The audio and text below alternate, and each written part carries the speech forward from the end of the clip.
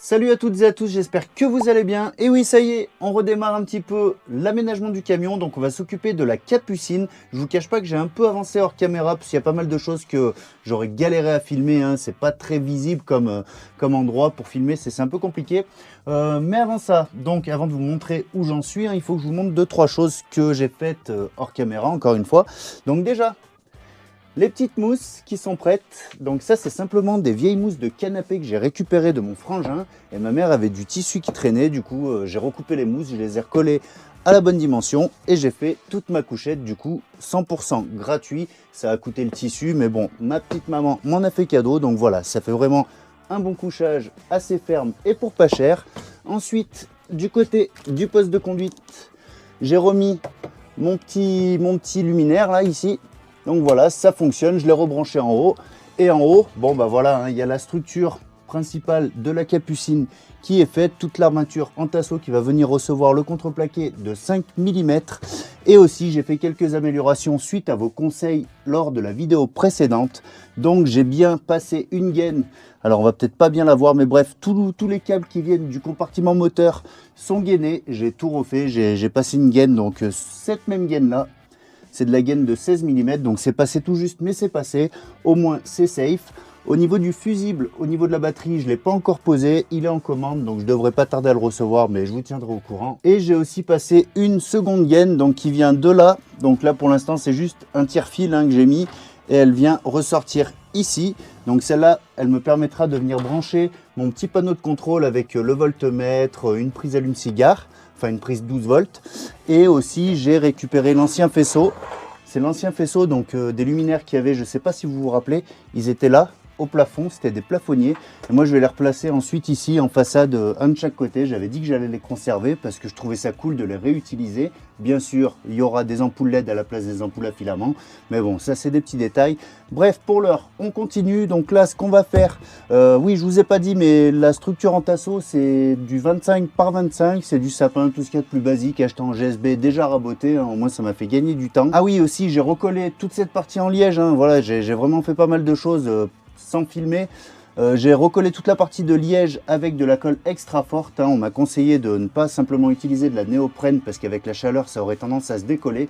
Et c'était le cas ici. Si vous vous rappelez, il y avait 2 morceaux de liège qui se sont décollés. Donc j'ai préféré tout refaire. Au moins, c'est fait. Une fois que c'est fermé, c'est propre et on est sûr que ça tient, il n'y aura pas de problème. Du coup, on part maintenant directement sur l'isolant. L'isolant, c'est simplement du multicouche. Donc on va passer tout l'isolant là où il en faut. Et ensuite, on s'occupera de venir habiller les parties en contreplaqué. Bref, c'est parti. Pour info, cette vidéo est sponsorisée par EcoFlow, mais on en reparle en fin de vidéo.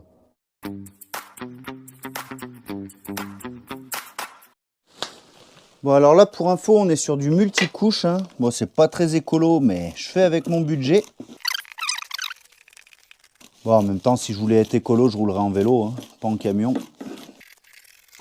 Hop là. Voilà le premier morceau. Alors le problème, c'est que les couches, elles sont assises, elles sont fixées les unes aux autres. Non, mais c'est bon, j'ai rien dit.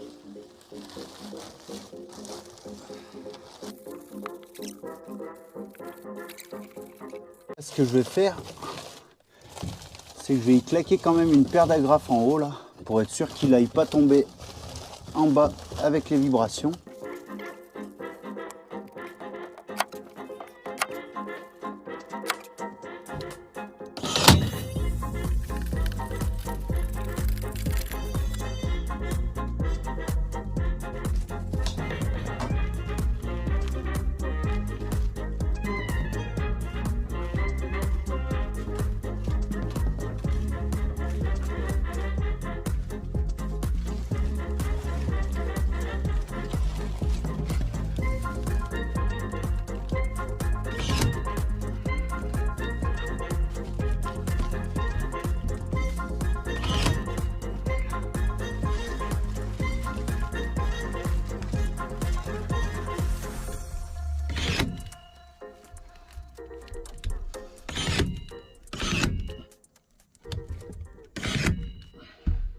Bon, voilà pour l'isolant. Finalement, au fond, j'ai décidé de rajouter une couche de laine de bois. Il m'en restait 1 ou 2 panneaux, donc j'y ai mis là.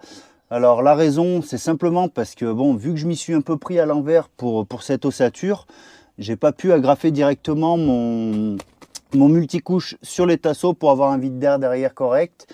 Et là, j'avais peur que le maintien se fasse pas correctement, surtout sur la partie du fond, hein, parce que bon, j'ai fait en sorte d'avoir quelque chose d'assez droit ici pour moins m'embêter après avec la coupe du contreplaqué.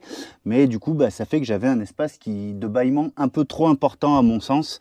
Donc voilà, j'ai fait comme ça, c'est peut-être pas comme ça qu'il faut faire, mais bon, encore une fois, là c'est pour moi, ça ira bien. Je verrai si j'en rajoute aussi après par-ci par-là, parce que là je sens déjà que le multicouche il chauffe à fond. Donc je vais peut-être rajouter de la laine de bois, je vais voir. Quoi qu'il en soit, pour l'instant, on va s'attaquer à la coupe du contreplaqué. Donc je vais faire la partie du fond en deux parties. Donc ça viendra en chevauchement sur le petit tasseau central et ensuite jusqu'au bout. Je devrais faire un petit U ici hein, pour laisser passer mon petit local technique. Ça y est, c'est une maison l'autre. Mais voilà, donc ici après ce sera recouvert d'une boîte que je pourrais facilement enlever si j'ai besoin d'intervenir. Comme ça voilà, ce sera bien pratique. Bref, allez, on sort le contreplaqué, c'est parti.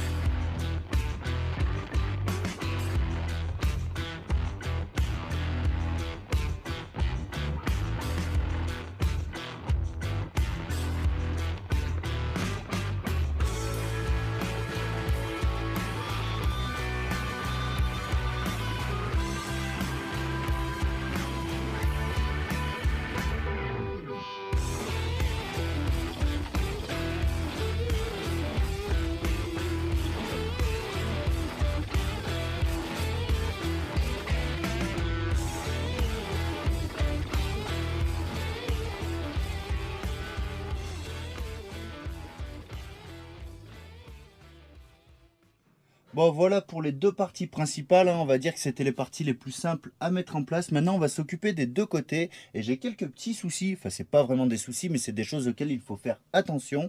Donc ici en fait si vous voulez, je suis pas à la même distance que là. Et sauf que moi je veux que ma plaque quand même elle vienne vraiment en recouvrement proprement tout le long. Donc ce que j'ai fait c'est que j'ai fait deux petites cales ici.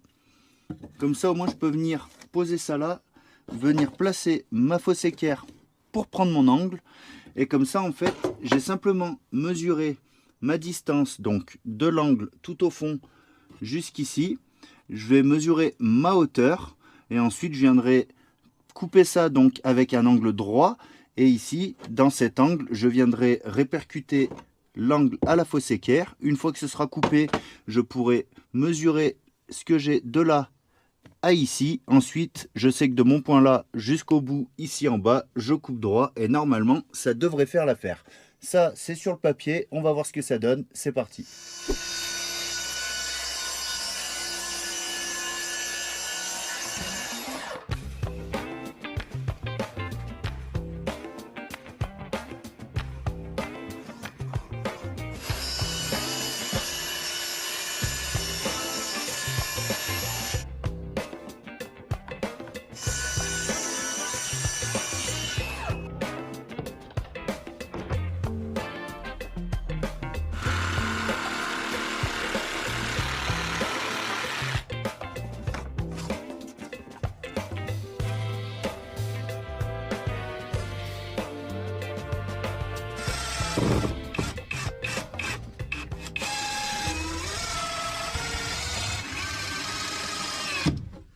Bon, voilà ce que ça donne. Ça s'est plutôt bien passé, je suis content. Du coup, j'en ai profité, j'ai fait directement l'autre côté. C'est la même chose, sauf que là, j'ai dû faire un petit trou en 20 mm pour laisser passer ma gaine de 16.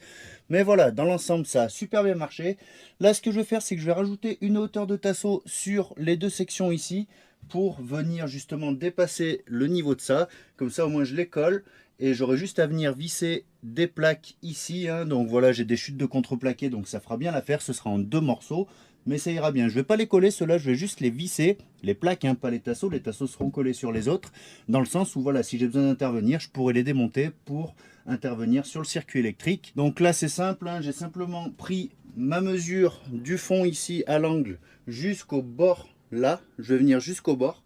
Et ensuite, fausse équerre, hop, comme ça au moins ça me donne l'angle auquel il faut que je coupe le tasseau. Voilà, bon bah allez, on fait ça, c'est parti.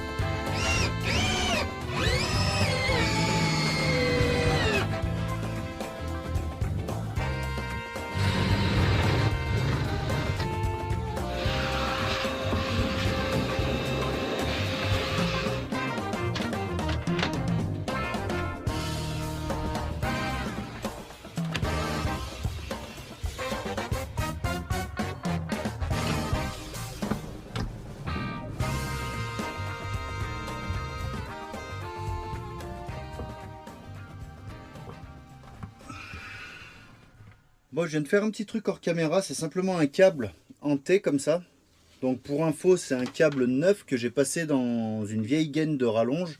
Donc c'est une rallonge normalement à 3 fils. Donc voilà, j'ai enlevé les fils intérieurs, j'ai passé juste mon fil de masse. Et il va me servir à quoi? Pour remettre justement mes petits luminaires en applique, hein, ceux qu'il y avait au plafonnier à la base. Parce que c'est des trucs, normalement, la masse, elle se fait sur la carrosserie. Et là, moi, j'y pensais plus. Donc voilà, heureusement, j'ai pas fini de fermer avant de m'en rendre compte. Donc voilà, j'ai fait ce petit T. Comme ça, je viendrai me repiquer à la masse directement au milieu de la capucine. Et ça ira très bien comme ça. Donc on les passe et on continue.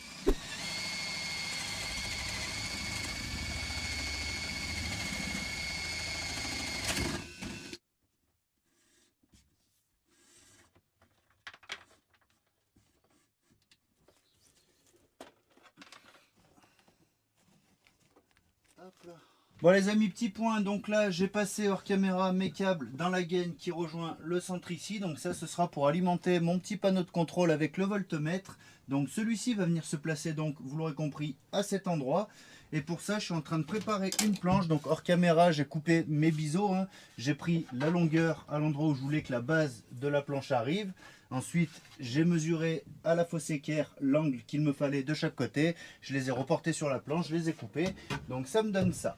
Alors là, bien sûr, la planche, elle est trop haute, hein, mais bon, l'idée, c'est que je puisse justement accueillir mon panneau de contrôle, donc qui sera là. Et ensuite, je viendrai couper de manière à faire une ouverture un peu plus grande à cet endroit-là. Je remonterai vers le centre pour venir récupérer un renfort que je mettrai ici. En même temps, ça cachera le fil du milieu. Et ensuite, on finira avec le reste. Enfin bref, on fait tout ça. On se prend pour le panneau de contrôle. D'ailleurs, le panneau de contrôle, je vais vous le montrer. Il ressemble à ça. Donc voilà, j'ai une prise 12 volts ici. Ça me permettra de recharger ma batterie quand je roule. Ensuite, j'ai 2 USB ici, donc je pense que par la suite à côté je prévoirai une petite tablette, pareil quand on roule, qu'on veut recharger un téléphone ou quoi que ce soit d'autre, ça pourra servir.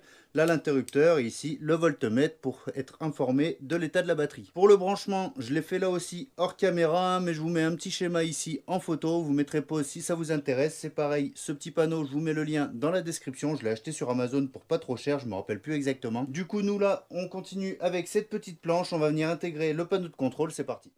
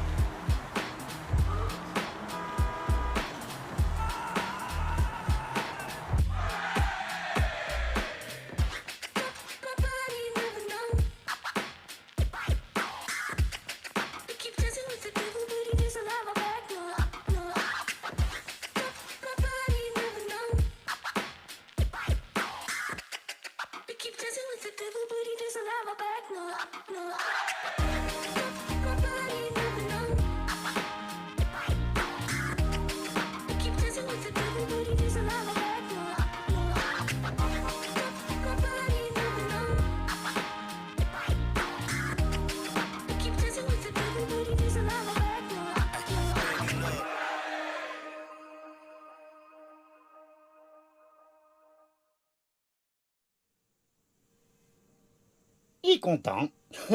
Bon les amis, une bonne chose de faite.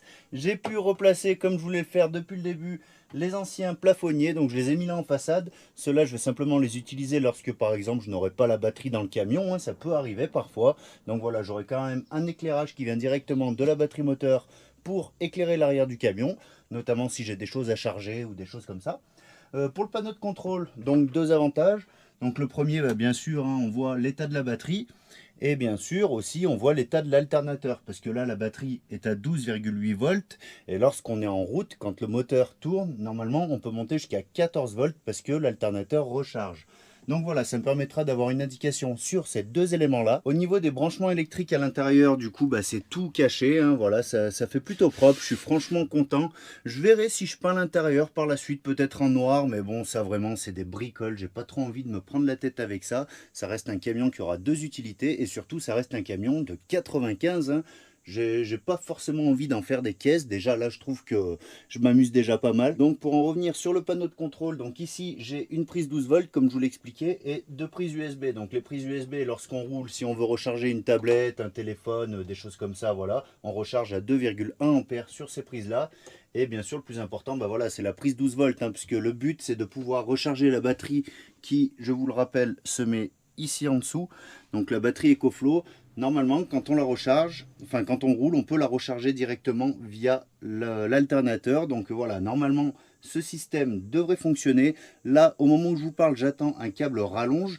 L'idée c'est d'avoir toujours ce câble qui vienne du panneau de contrôle jusqu'à la batterie. Comme ça lorsqu'on éteint le camion et qu'on vient à l'arrière, on voit le câble à travers l'entrée. Donc ça évite bien d'oublier et de laisser forcément brancher le câble à la batterie, ce qui viderait forcément la batterie du camion. Lorsque le camion ne tourne pas, c'est la batterie qui viendrait à se décharger. Donc voilà, c'est un moyen visuel de ne pas oublier de ce côté-là. On va tester ça tout de suite. Donc là, je reçois le câble demain, mais nous, on se reprend tout de suite. Voilà, on continue. Allez, à tout de suite.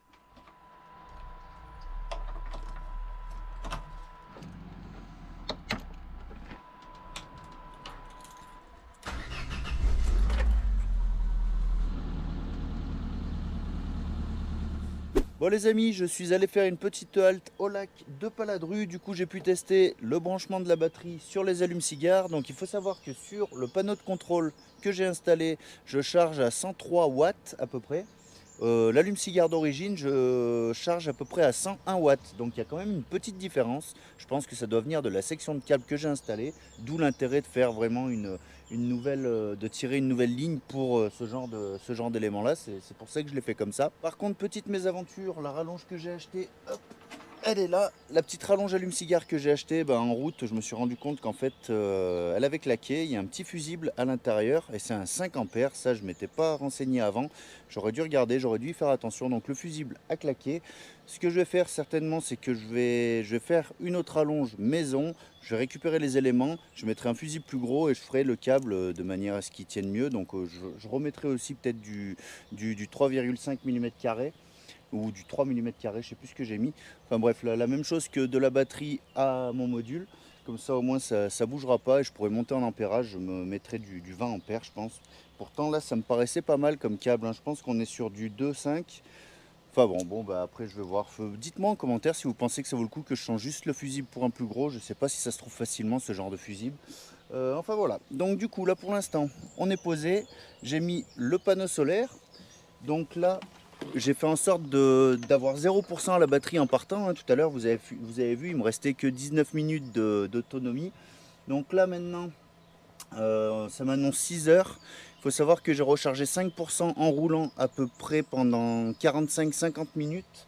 Et là donc je suis sur le solaire. Alors j'ai fait exprès de choisir une journée où il ne fait pas forcément très beau, parce que c'est toujours bien beau de voir les capacités d'un panneau solaire. Quand il fait grand soleil, forcément ça marche bien. Et là pour autant il ne fait pas très beau, il fait très couvert.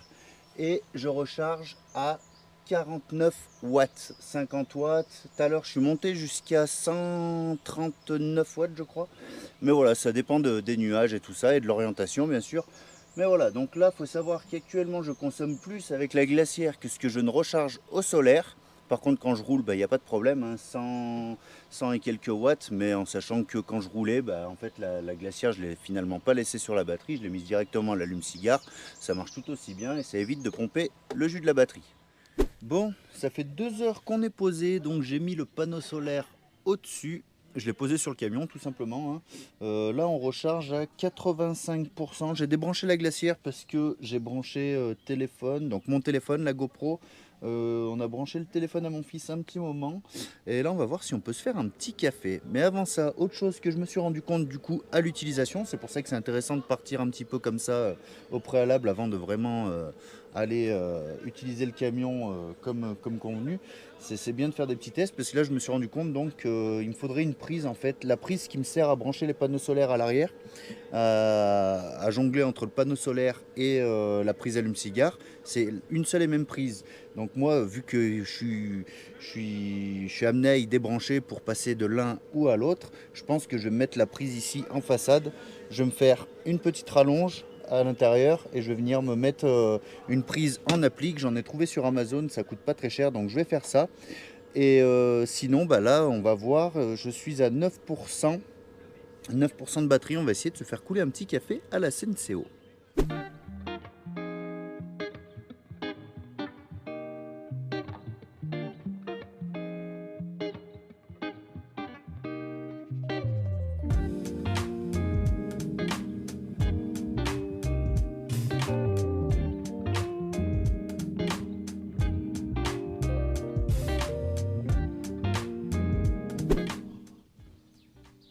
Bon, niveau cafetière, ça marche très bien. Bon, vous l'avez vu, ça fait un gros pic de consommation à 1200 watts, mais bon, ça reste vraiment ponctuel hein, comme consommation. On ne laisse pas brancher la cafetière toute la journée. Donc ça, c'est bon, ça me va. Là où ça me va un peu moins, c'est au niveau de la glacière. C'est-à-dire que quand je roule pas la glacière, c'est juste une petite glacière qu'on pourrait utiliser dans une voiture, hein. Normalement c'est fait pour ça, pour l'utiliser pendant qu'on roule. Or moi avec la batterie, elle va consommer continuellement. Si je veux la laisser brancher toute la journée, elle va consommer toute la journée. Le souci c'est que voilà, s'il y a des jours où c'est pas trop ensoleillé, ou si je me retrouve dans la même situation qu'aujourd'hui, c'est-à-dire que bon, là je l'avais fait un peu exprès, hein, mais si je me retrouve avec 0% de batterie, pour réussir à recharger la batterie avec ce que j'ai à disposition, à savoir mon moteur et mon panneau solaire, ça risque d'être un petit peu tendu, surtout si on arrive sur une journée où il n'y a pas trop de soleil. Donc mon idée ce serait de partir par la suite sur un frigo, le frigo à compression. J'ai vu qu'il en avait qui consommait 45 watts, et l'avantage d'un frigo par rapport à la glacière, parce qu'il faut savoir que ma glacière consomme que 48 watts, hein, donc on pourrait se dire c'est kiff à 3 watts près, alors que non, parce que la glacière, le problème c'est qu'elle va tourner continuellement, alors que le frigo, lui, quand il va atteindre sa température, la température souhaitée, il va s'arrêter et il va redémarrer simplement lorsque la température va changer et qui devra se restabiliser. Voilà, donc là c'est pas le cas avec la glacière ça tourne continuellement. Donc je pense que ça peut être un bon point, mais aussi et surtout je pense que niveau panneau solaire, je vais certainement partir sur un 300 watts. Là j'ai fait l'essai aujourd'hui, donc là ça fait pas longtemps qu'on est là, hein. Ça fait un peu plus de 2 heures maintenant. Ça recharge pas mal. Il faut dire aussi que malgré que le panneau solaire soit à plat, à l'heure où il est, forcément le soleil il est pile au-dessus, donc ça pose pas de souci. Mais je pense partir sur un 300 watts que je laisserai en fixe, et mon petit panneau solaire pliant, je pourrais toujours le mettre en série avec le panneau fixe, ce qui me permettra encore d'augmenter mes capacités de charge lorsque je serai sur un spot. Bref, j'ai vu un peu les choses que je voulais voir à ce niveau-là. J'ai quelques petites améliorations à apporter à droite à gauche comme je vous l'ai expliqué, donc ça viendra dans une prochaine vidéo. Semaine prochaine, vidéo un peu différente, mais je vous laisserai découvrir ça. Et ensuite, la vidéo d'après, on posera un lanterneau, on fera les aérations comme vous me l'avez conseillé. Je me permets de vous rappeler qu'au niveau de EcoFlow, il y a des promos qui s'arrêtent demain au moment où la vidéo sort. Elles sont jusqu'au 13 juillet 2022 inclus, donc si vous voulez en profiter, vous avez toutes les informations dans la description de la vidéo. Sur ce, moi je vais continuer à en profiter un petit peu et je vous dis à la semaine prochaine pour une nouvelle vidéo. D'ici là, n'oubliez pas que le meilleur résultat est celui qui vous convient. Ciao.